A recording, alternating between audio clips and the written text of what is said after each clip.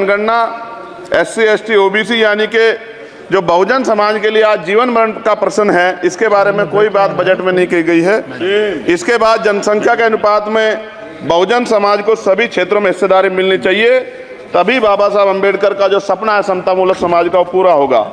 महोदय, एक ऐसा विकसित भारत है जिसमें आज भी सफाई कर्मचारी को पक्की नौकरी नहीं मिल रही है और उसको गटर में उतरने के लिए मजबूर किया जा रहा है। उनके लिए कोई अलग से बजट नहीं है। बजट बन सकता है अगर सरकार चाहे।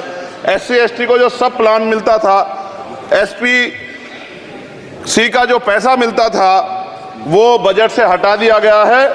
साथ साथ देश के स्तर पे आशा, आंगनबाड़ी, भोजन माता, ग्राम सेवक, PRD जवान, होमगार्डों के मानदेय में बढ़ोतरी नहीं हुई है।